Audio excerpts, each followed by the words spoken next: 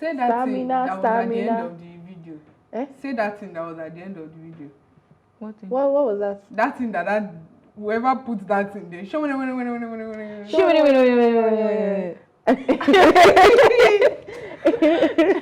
Welcome back, guys. That was Stamina by Tiwa Savage, and of course, I'm still here with my girls, Toby and 007. 007. Yeah. Nice one. Okay, guys. So the next story for today is on this particular story here, and I saw it. First, the man tweeted something about him slapping about him, like he was threatening his wife that he was going to that the wife should pick. He said that. Okay. He said that. What he say? What the uncle say that?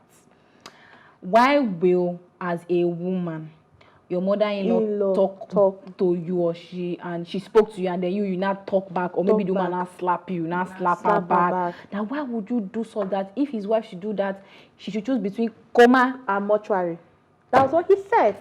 And our Nigerian activist Aisha Yesufu has said that her future daughter-in-law has the right to retaliate if she ever slaps her. Now, she stated this on Sunday, August 6, while reacting to a tweet by one Kene, who threatened to send his wife to mortuary or into coma if his mother slaps her and she retaliates by slapping back. Now, this is what she said. I am old enough to be a mother-in-law and I have a son that can marry this minute. If he so wish so, I am more than qualified to speak on this issue.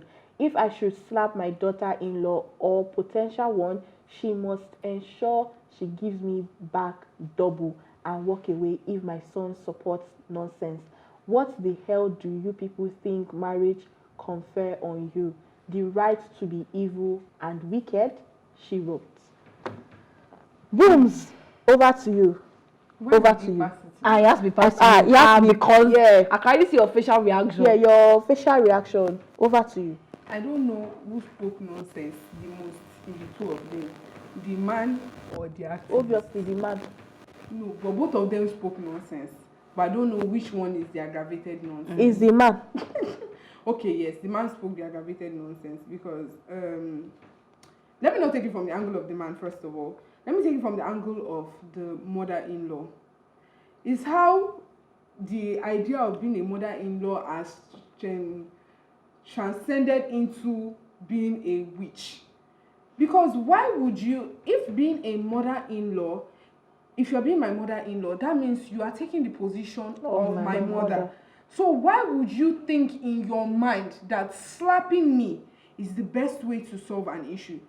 I mean, I've gone past the age where if myself and my mom are having an argument or a dispute, she would now think that slapping me is the next best thing. I mean, it can get to a certain point where she sees that it's only slap that can correct this thing. I mean, when it feels like I'm already going overboard and then there needs to be a reset.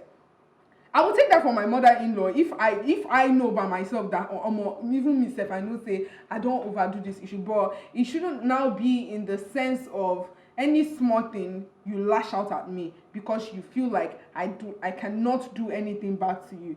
And then the man now saying he will beat his wife into a coma. Whatever person is in that marriage, just leave, because if your mother-in-law will slap you, your husband will beat you to coma or to mortuary, it makes absolutely no sense. Then I now yes, I get where Aisha Yesufu is trying to come from, but saying it in this way is not helping matters in any way, because you are trying to, people will take it in another context and then they will start doing things in very unmannerly way, where a lady will feel like slapping her mother-in-law is good because an activist already said if she slaps her daughter-in-law should slap her back. That is not the right way to put things. That is not the right way to address such matters. If you are going to address it in a way that it touches everybody and it does not encourage violence. Because now whatever thing you said now, you said, okay, you slap, I slap, we slap back. It now turns to violence to start beating each other. Why would I beat my mother-in-law? Or why would my mother-in-law beat me? If it gets to a point where I feel like what she could have just said was, oh, if such a thing happens, report it to your husband. At that point, don't even say anything again. Just walk away, report to your husband. And then if your husband now feels like, oh, he supports his mother slapping you and all, then you know whether you want to stay in that marriage or not. You know whether you should take your leave or not. But her then going to say, what are we doing? Are we fighting combat in marriage now? Is that what it is now? Or you slap, that one will come and slap. Everybody is now slapping each other. Because I think with the way marriage is turning out to be right now, even me, I'm even scared for myself because they're making marriage really scary. That I feel this morning I saw some set of tweets where when this whole thing came out, some girls came out to share their experiences with their boyfriends, mother, and their mother-in-laws, and people are like, why can't we imagine the good? Why are we always imagining the bad? One came out and said that there was a time where I can't remember what she said her husband did to her, and that the way the mother spoke to the boy, and she was like, she feels her mother-in-law makes her feel like this is actually my mother. Like you don't feel their mother-in-law. And I was like, why don't we always try to imagine or picture the good one? Why do we always have to imagine the bad one? That if my mother-in-law should slap me, I will slap her back. Why don't we be like, oh, my mom, I'm going to have manifesting a good mother-in-law? I mean, Nollywood has made us always feel like mother-in-laws have to be wicked and terrible, and it gets to the extent whereby so many girls they are praying that before they marry, or their husband's mother should die. And I'm like, you have brothers. Do you wish for girls to wish that your own mother should die before they marry your brother? We were discussing this thing in the car yesterday, and then about one that happened one time that the mother-in-law slaps the wife on her wedding day. Wow. Yes. And then the wife retaliated, and the husband called off the wedding. And I'm like, first of all, why would you even slap your daughter-in-law on her wedding day? What could have gotten? What do you understand? Like, they were fighting over food. Oh, give this person food, don't give this person food. I'm like, how did he get why is the bride involved in the food? Like, how did he get to... I don't even... That one, not even... Like, how did he get to the point extent of slapping her? And then everybody, they were blaming the woman. I said, yes, I blame the girl for slapping back. But then I just put myself in the shoes of brides are always very frustrated on their wedding day. Involuntarily, I had to just move back. Like, how did we get here? And I'm like, you didn't even have to get to that point. If the mother-in-law had just been cautious enough to say, okay, you don't want to give me the food, oh, they're not eat it. We'll settle this thing after the wedding. But then you now slapped her in the presence of everybody, where it's meant to be a happy day. There is no respect anywhere in that family, in that marriage, nothing. I think it was even good that the girl had called off the wedding. Yeah, it was good. I mean, if the mother-in-law can slap the girl on her wedding day, trust me, in the house, she will be receiving a lot of slaps. That's good. On the face. There's no respect in that family. I don't care how you want to say it or whatever thing that they shoot between both of them, whatever arguments that they shoot. For you to raise your hand and slap me on my wedding day in the presence of guests, it means that it's a no-no for me. It's giving me day Martins. But honestly speaking, this is like a very serious issue. This is where domestic violence starts from and all. And so nobody she didn't address the matter as it should. Yes. And I've even seen where people I think on Instagram someone was like, there was a particular tweet on this same mother-in-law, but it was not basically on mother-in-law. I think a girl came out and she was like, she can't get married to a guy who is always my mother this, my brother that, my mother this, mommy, that she can't, because if the mother should do something wrong and she herself tries to like, mommy, what you did, and maybe there's a little bit of an argument and the boy gets to find out, he will take the mother's side and he will blame the wife. And also, and I think when in this whole marriage thing, there is no set principle or manual on how it works, but I feel when two people come together, I mean, even the Bible says they shall become one. Leave your extended family. Like when obviously issues is going to bounce happen. You cannot, but human beings cannot coexist without having problems.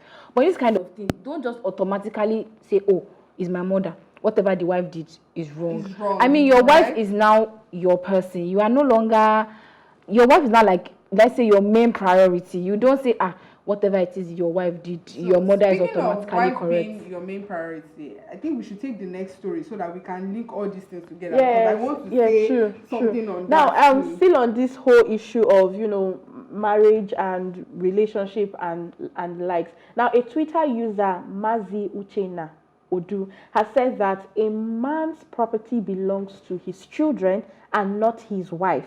Now, Mazi Odu stated this on Sunday, a few days after he advised Igbo men to avoid court weddings at all costs. Now, explaining further, he added, as a man or a father, your work is to secure your children's future and give them a better life ahead. Your property and your wife's property belongs to your children. That's why I said we as parents, we only make things right for our kids and their future. Any woman dragging to be the next of kin when it's supposed to be in the name of their children is a selfish woman. Don't forget that we don't pray to bury our children, but for them to bury us. We don't wish to die before our children, but die before them. Tomorrow is not promised. Our children takes over when we are gone. When we are going to meet our ancestors. That was what he said. Let me just quickly say it. First of all, he said that any woman dragging to be next of kin. First of all, what's the definition of a next of kin? A next of kin is basically someone you just, like when you're feeling from, they put next of kin. That's one that they can easily call when, God forbid, things go south, or when there's an emergency. Next of kin doesn't necessarily mean that, when you go, is the person that inherits all your property. That is not what a next of kin. I may be wrong, but people can correct me. She has in fact, she has even schooled you guys, because it's so funny how a lot of people really do not know what a next of kin means. Yeah. Like, they feel like next of kin is someone who will inherit your property. No, that is not it. A lot of people get it so wrong. Thank you, Toby, for that one. But next of kin is someone that can lay claim to your property if in the case of death. Yeah, that's what next of kin is. So what he is trying to say is your wife has no right to lay claim to your property after you have died. Why? And do you know the one that vexed me the most in this old narrative that he wrote, that that's why he does not advise that men should take their women to court, because you know that taking her to court if she should go for divorce and everything. Not even divorce. Like, if anything happens, your wife gets the property. And I just want to ask Uncle the wives, what are we? Are we slaves or childbearing machines or what? Because I think about a month ago or 2 months ago, some people came to say the wife is not a member of the family. Like, it's so funny how the most of the men right now, anytime they talk, I'm always like, I'm not a member of the family that I produced. Because tell me, they will say, it's the man that owns the children. I don't understand. You are the one that owns the children that I carried for 9 months. That without my egg, you cannot fertilize them. How does so? You are now trying to now take the woman out of the whole equation and just put her in the middle of the ocean, and it just makes me. It really upsets me every time we have to go back to this topic and I've seen a lot of women suffer because of these things whereby their husband dies, there's no coverage for her. Even the said children that they're supposed to be coverage for, because the things have been taken away from the mother's hand, the children don't have coverage again. That's why a mother-in-law will have the mind to be slapping the wife. Because we've some men just place their wives on a very rubbish pedestal. So like bad. Your wife is meant to be that. There's this particular couple that I really love. The way the man carries the wife, you will tell that you can't come near the wife and be trying some certain kind of rubbish. The way he will change it for you, you will be like, wow. I mean, when you agree that you want to marry this person, obviously it's because you know that you can give her that sense of protection and that sense of she is the number one person in my life prior to when the children come. So please, men and both, even and you see, coming from, I'm not trying to be tribalistic now, but coming from this particular tribe, these things have been very recurrent from this particular tribe. And I just want to know, is it a culture, so that we know how to abstain from it, because it's getting too much. It's getting too much. The words are coming out too much, and it makes me just believe that that particular culture is like they don't value their women as wives. Their women are like baby making machine. I bought because the way they always stand on bride price too is very annoying. The way they always talk about, oh, I paid your bride price, I paid your bride price. I paid your family not pay my bride price. Maybe you don't carry me to your house so that I know that I did not buy me. We are together in this, or I should pay your bride price. Two of us should pay each other bride price. No, the way they say it, the way they come out to say it, and they're always so egoistic on the matter. Like, now they make marriage, they fear person, because why would I sit and decide that I want to go into this kind of relationship? But I'm so sorry, this is where we just have to go. Honestly, sorry Booms, just calm down. It's okay. Okay guys, so this is where we draw the curtain for today, but thank you for watching. As always, join the conversation on social media with the hashtag #TeaTime, and remember you can catch up on all our previous episodes, including this very one and all our exclusive content, by subscribing to our YouTube channel at PlusTvAfrica Lifestyle. You can also watch Tea Time on R2 TV and in London on Ben Television and Star Times channel 308 and DSTV 408. A big thank you goes to my co-anchor Booms at 007. Sorry. You said that 007. And to all the production team, I'm talking about Hope, MCR, then Kayode, cameraman, Kayode, director, and the beautiful lady in the back of the and our boss. I want to say thank you very much. Thank you. And this is Tea Time. My name is Uime Elijah, and I'm out.